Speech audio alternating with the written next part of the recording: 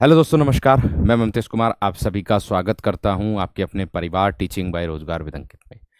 प्यारे दोस्त, कैसे हैं आप सभी? उम्मीद करूंगा बहुत ही अच्छे होंगे मेरे दोस्त, एकदम बेहतरीन होंगे। प्यारे दोस्तों, यूपी में अब वैकेंसी दिन प्रतिदिन मेरे दोस्त किसी न किसी विभाग में देखने के लिए मिल रही है। अभी एलटी ग्रेड की आई, जीआईसी की वैकेंसी आई।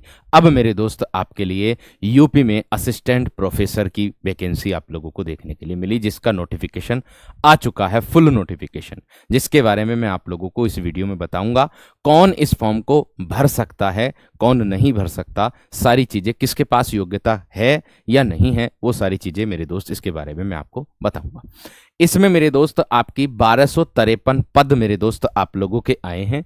सब्जेक्ट वाइज मेरे दोस्त आप लोगों को पद देखने के लिए मिलेंगे इसमें, ठीक है। वनस्पति विज्ञान, रसायन विज्ञान, वाणिज्य, चित्रकला, अर्थशास्त्र, शिक्षा शास्त्र, अंग्रेजी, भूगोल, हिंदी, इतिहास, गृह विज्ञान, गणित और सैन्य विज्ञान, दर्शन शास्त्र, शारीरिक शिक्षा, भौतिक विज्ञान, राजनीति विज्ञान, मनोविज्ञान, संगीत गायन, संगीत वादन सितार, संस्कृत, समाज शास्त्र, उर्दू, जंतु विज्ञान, सांख्यिकी, कंप्यूटर साइंस और फारसी पर्सियन, यानी कि कुल मिलाकर के इन सब की वैकेंसी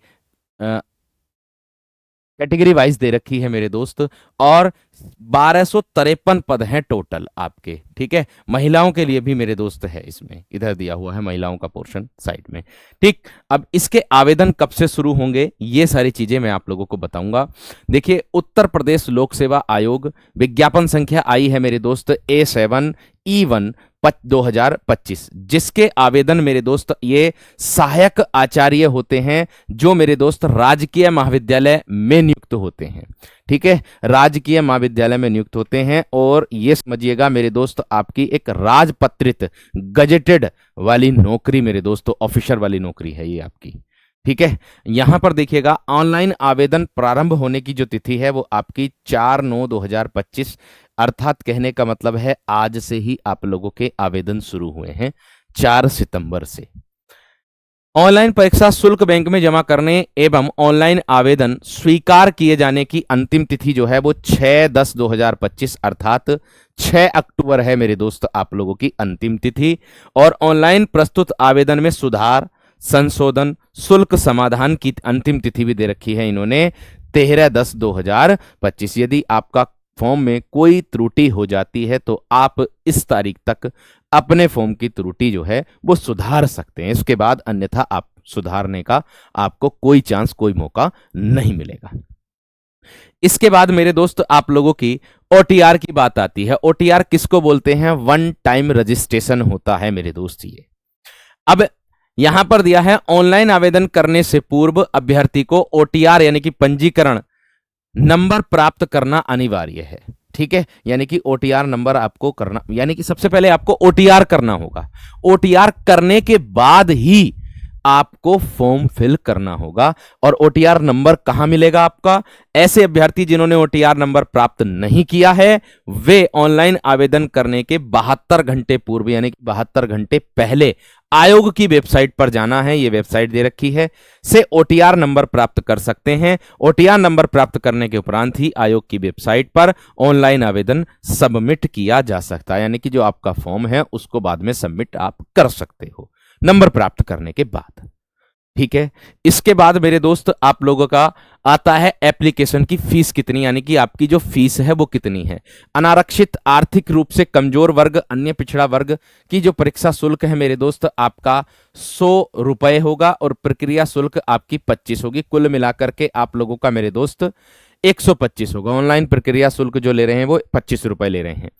अनुसूचित जाति, अनुसूचित जनजाति परीक्षा शुल्क 40, ऑनलाइन प्रक्रिया शुल्क है मेरे दोस्त 65 रुपए। दिव्यांगजन के लिए है 25 रुपए, और भूतपूर्व सैनिक के लिए है मेरे दोस्त 65 रुपए, और स्वतंत्रता संग्राम सैनिक के लिए अपनी मूल श्रेणी के अनुसार इसमें इन्होंने दिया है, ऐसा, ठीक है जी। आगे मेरे दोस्त अगर मैं बात करता हूं, ये इस वैकेंसी है आप लोगों की। अब देखिए टोटल वैकेंसी कितनी है, 1253 वैकेंसी है, विषयवार वैकेंसी है आप लोगों की। और इसमें भर्ती बोर्ड ने अपने नोटिफिकेशन में साफ साफ लिख करके बताया है कि रिक्तियों की संख्या परिस्थिति के आवश्यकता अनुसार घट भी सकती है और बढ़ भी सकती है। ठीक है, घटती तो मुश्किल से ही है, बढ़ जाती है। आगे आयु सीमा, देखिए आयु सीमा क्या होनी चाहिए मेरे दोस्त, आपकी जो आयु सीमा है वो 1 जुलाई 2025 को 21 वर्ष इस डेट से आप लोगों की आयु सीमा ली जाएगी। अर्थात इस डेट तक आप लोगों की 21 वर्ष की आयु आ रही हो और 40 वर्ष से अधिक ना हो, 40 वर्ष से अधिक ना हो और 21 वर्ष से कम ना हो। तात्पर्य यह है कहने का, ठीक है ना दोस्त। और जो छूट दी जाती है मेरे दोस्त आप लोगों की, इसमें दिया है कि जिनका जन्म अधिक आयु का नहीं होना चाहिए, अर्थात उनका जन्म 2 जुलाई 1985 से पूर्व तथा 1 जुलाई 2004 के बाद का नहीं होना चाहिए, इसमें साफ साफ बताया है। ठीक है, और जो छूट दी जाती है, जो अधिकतम आयु 5 वर्ष की छूट दी जाती है अनुमन्य, अर्थात उनका 2 जुलाई 1980 के पूर्व नहीं होना चाहिए, इसमें दिया है नोटिफिकेशन के अंतर्गत। ठीक है, अधिकतम नहीं होनी चाहिए आप लोगों की 40 वर्ष से अधिक। ठीक, अब देखिए इसमें बताया इन्होंने प्रारंभिक जो परीक्षा के वस्तुनिष्ठ प्रकारक प्रश्न पत्रों में गलत उत्तर का जो है नेगेटिव मार्किंग मेरे दोस्त आप लोगों की होगी। इसमें जो प्री है आप लोगों का 2 पेपर होंगे, प्री, मेंस और फिर उसके बाद साक्षात्कार अर्थात आपका इंटरव्यू होगा। ठीक है ना, तो क्या क्या चीजें रहेगी, क्या पैटर्न रहेगा वह भी मैं आप लोगों को बताऊंगा। तो इसमें मेरे दोस्त जो प्रारंभिक परीक्षा है आप लोगों की, उसमें नेगेटिव मार्किंग भी रहेगी। यहां दिया है 1/3 की नेगेटिव मार्किंग रहेगी। अगर आप 3 प्रश्न गलत करते हो तो आपका 1 सही चला जाएगा। आगे दिया है मेरे दोस्त, यदि कोई उम्मीदवार 1 से अधिक उत्तर देता है तो उसे गलत उत्तर ही माना जाएगा। आप सोचो कि ले मेरा जो है मुझे ये बी भरना था, मेरे से गलती से सी भरा गया, चल कोई बात ना, ले बी भी भरे देता हूं। ऐसा नहीं करना, फिर वो आपका जो प्रश्न है वो आपका नेगेटिव में ही जुड़ेगा, नेगेटिव में ही गिना जाएगा। ठीक है, आगे मेरे दोस्त आप लोगों का क्या है, आगे बढ़ेंगे। पद की प्रकृति जो है वो समूह के यानी कि 1 क्लास की नौकरी है मेरे दोस्त, राजपत्रित गजेटेड मैंने आपको बताया है। ठीक है, इसका जो वेतन है लेवल 10 है, वेतनमान जो है वो 57,700 और अधिकतम जो है 1,82,400 होगा इसका। ठीक है जी, आगे दिया है मेरे दोस्त ईडब्ल्यूएस श्रेणी के अभ्यर्थियों द्वारा उनकी श्रेणी का जो प्रमाण पत्र है, ईडब्ल्यूएस वालों के लिए बता रहा हूं। अनुभाग के कार्यालय ज्ञापन संख्या 1/2019 4/1/2002 का 2/19T यानी कि सी दिनांक दी गई है 18/2/2019 के अनुरूप आवेदन करने के वर्ष के पूर्व वर्ष का ही हो, यानी कि पहले उस जो आवेदन करने का जो वर्ष है उसके पहले का ही हो, यानी कि इससे पहले का ही बना हुआ आप लोगों का होना चाहिए, बाद का नहीं चलेगा। ये बात करना, इस डेट की बात मैं करूं तो अनुसूचित जाति, अनुसूचित जनजाति, अन्य पिछड़ा वर्ग, आर्थिक रूप से कमजोर वर्गों, स्वतंत्रता संग्राम सेनानियों के आश्रित, दिव्यांगजन एवं भूतपूर्व सैनिक जो उत्तर प्रदेश राज्य के मूल निवासी नहीं हैं, उन्हें आरक्षण आयु में छूट का लाभ अनुमन्य नहीं होगा, उनको जो है छूट नहीं दी जाएगी। ठीक है जी, आगे दिया है मेरे दोस्त क्या, आगे 1 से अधिक आरक्षित श्रेणी या आयु सीमा में छूट का दावा करने वाले अभ्यर्थी को केवल 1 छूट जो अधिक लाभकारी होगी वही दी जाएगी। और महिला अभ्यर्थियों के मामले में अगर किसी महिला की शादी भी हो गई है तो शादी होने के बाद उनके पुत्र जो पिता पक्ष का जो है वही मेरे दोस्त जाति प्रमाण पत्र यहां पर मान्य होगा, साफ साफ बताया है। अभ्यर्थी द्वारा प्रारंभिक परीक्षा में अपने आवेदन में पात्रता तथा आरक्षण का लाभ प्राप्त करने हेतु जिस श्रेणी उपश्रेणी का दावा किया गया है उसके समर्थन में समस्त वांछित प्रमाण पत्रों की स्वप्रमाणित खुद के द्वारा स्वप्रमाणित प्रतियां आयोग द्वारा मांगे जाने पर प्रस्तुत किया जाना अनिवार्य है, अन्यथा उनका दावा जो है वो स्वीकार नहीं किया जाएगा। स्वप्रमाणित यानी कि खुद के द्वारा प्रमाणित होनी चाहिए, स्वप्रमाणित खुद के सिग्नेचर हर एक प्रतियां पर मेरे दोस्त आपके होने चाहिए। वैवाहिक परिस्थिति क्या है, ऐसे वैवाहिक पुरुष अभ्यर्थी जिनकी 1 से अधिक जीवित पत्नी हो तथा महिला अभ्यर्थी जिन्होंने किसी ऐसे व्यक्ति से विवाह किया है जिसकी पहले से ही एक पत्नी हो पात्र नहीं होंगे, वो इस फॉर्म को नहीं भर सकते जब तक कि महामहिम राज्यपाल ने उक्त शर्त से छूट प्रदान न कर दी हो। जब तक उनको छूट प्रदान ना की गई हो तब तक ऐसा नहीं होगा, वे फॉर्म नहीं भर सकते हैं। ठीक है जी। आगे दिया है शैक्षिक अर्हताएं। ये मेरे दोस्त आपके सब्जेक्ट हैं। ठीक है, वनस्पति विज्ञान, रसायन और वाणिज्य, अर्थशास्त्र, शिक्षा शास्त्र, अंग्रेजी, भूगोल, हिंदी, इतिहास, गृह विज्ञान, गणित, सैन्य विज्ञान, ठीक है, दर्शन शास्त्र, शारीरिक शिक्षा, भौतिक विज्ञान और मेरे दोस्त राजनीति विज्ञान, मनोविज्ञान, संस्कृत, समाजशास्त्र, उर्दू, जंतु विज्ञान, ये आप लोगों के मेरे दोस्त क्या है सब्जेक्ट जिसमें वैकेंसी आई है। तो आपको कौन विद्यार्थी ऐसे हैं जो इस फॉर्म को भर सकते हैं? तो देखिए, इन सब्जेक्टों में आपके पास मास्टर्स डिग्री मेरे दोस्त होनी चाहिए। इन सब्जेक्टों में आप लोगों के पास मास्टर्स डिग्री आपके पास होनी चाहिए। और ऐसा नहीं कि हम मास्टर्स डिग्री कर रहे हैं, नहीं चलेगा। अपेयरिंग तो कतई नहीं चलेगा, कंप्लीट मेरे दोस्त होनी चाहिए। मास्टर डिग्री कंप्लीट होनी चाहिए। और साथ में क्या होगा, यहां देखिएगा, कौन फॉर्म भर सकते हैं? यही फॉर्म भर सकते हैं जो मैं बता रहा हूं। आपकी योग्यता किसी भारतीय विश्वविद्यालय से संबंधित संगत संबद्ध विषय में 55% अंक के साथ होनी चाहिए मास्टर डिग्री भी। कितनों के साथ? 55% अंक के साथ मास्टर डिग्री आप लोगों के पास होनी चाहिए। और मेरे दोस्त किसी विदेशी विश्वविद्यालय से समतुल्य उपाधि हो। और एक और इसमें मेरे दोस्त यहां पर बताई गई है सुविधा, मतलब इसके अंतर्गत दूसरी में बताया है, एक तो आपके पास मास्टर डिग्री होनी चाहिए और साथ में यहां बताया है, देखो, NET अर्थात नेट आपके पास होना चाहिए। नेट आपके पास होना चाहिए, दिया ना, अनुदान आयोग तथा अथवा CSIR द्वारा, UGC नेट द्वारा, यानी कि राष्ट्रीय पात्रता परीक्षा UGC जो होता है, नेट उत्तीर्ण की हो अथवा विश्वविद्यालय अनुदान आयोग द्वारा प्रत्यायित किसी प्रकार की परीक्षा जो आप SLET और SET उत्तीर्ण की हो, अथवा जिन्हें विश्वविद्यालय अनुदान आयोग एमफिल किया हो, या फिर मेरे दोस्त, या फिर आपने एमफिल किया हो, नेट नहीं है तो एमफिल हो, या फिर PhD की उपाधि हो। और न्यूनतम मानक जो है वो इसमें बताया है। न्यूनतम मानक क्या होना चाहिए? 2009 और 2016 समय समय पर इनमें बाद में भी किए गए संशोधनों, जैसा भी मामला हो उसके अनुसार PhD की उपाधि जो है प्रदान की गई हो, अगर नेट नहीं है तब। लेकिन अपेयरिंग ना तो आपका PhD की डिग्री चलेगी, ना ही अपेयरिंग मेरे दोस्त आपका मास्टर्स डिग्री चलेगी। कुल मिलाकर के निष्कर्ष ये है कि मास्टर्स डिग्री होनी चाहिए और साथ में नेट हो, या फिर मेरे दोस्त आपका एमफिल हो, या फिर मेरे दोस्त आपका PhD हो। इनमें से कोई डिग्री होनी चाहिए साथ में, किसके? मास्टर्स डिग्री के। ठीक है, एक उपाधि मतलब आपके पास होना चाहिए। ये दिया ना, NET नेट आपका पास होना चाहिए। आगे देखो, अगर आपके पास ये डिग्री नहीं है तो आप फॉर्म नहीं भर सकते हो। ठीक है भाई, क्लियर है मेरे दोस्त?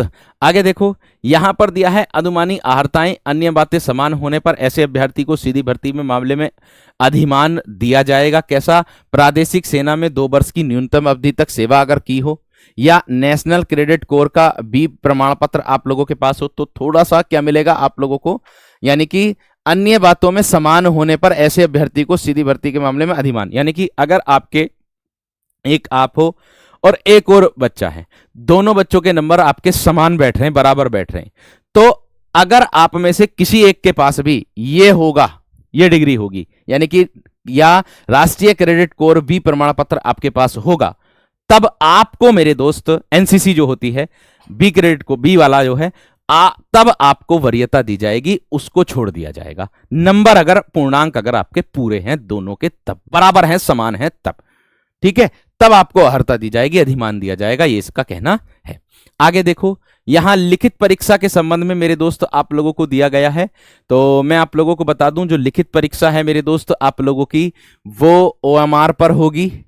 OMR पर होगी, यानी कि ऑफलाइन परीक्षा मेरे दोस्त आप लोगों की कराई जाएगी, ये वाली, ठीक है ना। और OMR पर परीक्षा कराई जाएगी, यहां पर बताया है साफ साफ। ठीक, जो चीज आप लोगों की मेरे दोस्त मुख्य मुख्य है वही मैं आप लोगों को बता रहा हूं यहां पर, ध्यान देना बस। ठीक है, और यहां ये बहुत मुख्य बात है, यहां पर बताया है अनुसूचित जाति और अनुसूचित जनजाति अभ्यर्थियों के लिए न्यूनतम दक्षता मिनिमम जो है आपका 35% निर्धारित है। अर्थात कहने का मतलब है जो यहां दिया है, अर्थात इन श्रेणियों के अभ्यर्थी यदि प्रारंभिक और मुख्य परीक्षा में 35% से कम अंक प्राप्त करते हैं तो वे श्रेष्ठता चयन सूची में सम्मिलित नहीं किए जाएंगे।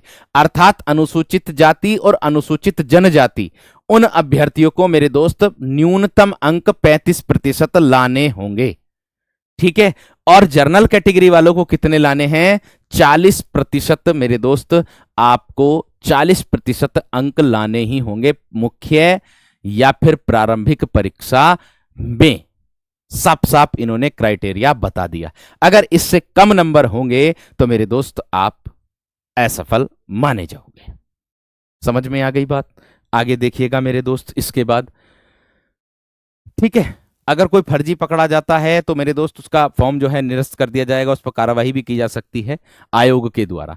अब देखिए मेरे दोस्त, यहां पर जो असिस्टेंट प्रोफेसर की परीक्षा का है, प्रारंभिक परीक्षा है, वो कैसे होगी? वस्तुनिष्ठ परख होगी, यानी कि पहली परीक्षा जो प्रथम प्री वाली होगी वो आपकी बहुविकल्पीय होगी, जिसमें मेरे दोस्त एक प्रश्न पत्र आएगा। प्रश्नों की जो संख्या होगी वो 120 होगी, जिसमें सामान्य अध्ययन के 30 प्रश्न मेरे दोस्त शामिल होंगे। कितने? 30 प्रश्न मेरे दोस्त सामान्य अध्ययन के शामिल होंगे, तथा प्रत्येक वैकल्पिक विषय के 90 प्रश्न, जबकि वैकल्पिक विषय गणित के 70 प्रश्न होंगे। यानी कि मेरे दोस्त प्रत्येक वैकल्पिक विषय के कितने प्रश्न होंगे? 90, यानी कि 90 प्रश्न आपके होंगे, इसमें बताया है। और साथ में बताया कि जबकि वैकल्पिक विषय जो होगा अगर आपका गणित के, वो कितने होंगे? 70 प्रश्न होंगे। कुल मिलाकर के मेरे दोस्त आपका जो पूर्णांक है वो कितने नंबर का होगा? 150 नंबर का मेरे दोस्त आपका हो जाएगा। कितने नंबर का हो जाएगा मेरे दोस्त? आपका 150 नंबर का मेरे दोस्त आप लोगों का पूर्णांक इसमें होगा। इतनी बात समझ में आ गई होगी सभी विद्यार्थियों की। ठीक है, इतनी बात सभी मेरे प्यारे साथियों की समझ में आ गई होगी। ठीक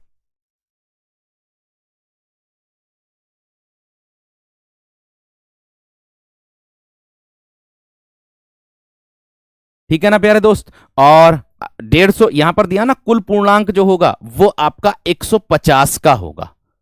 कुल 150 का मेरे दोस्त पूर्णांक होगा, जिसमें आप लोगों को प्रश्नों की जो संख्या टोटल मिलेगी वो 120 मिलेगी।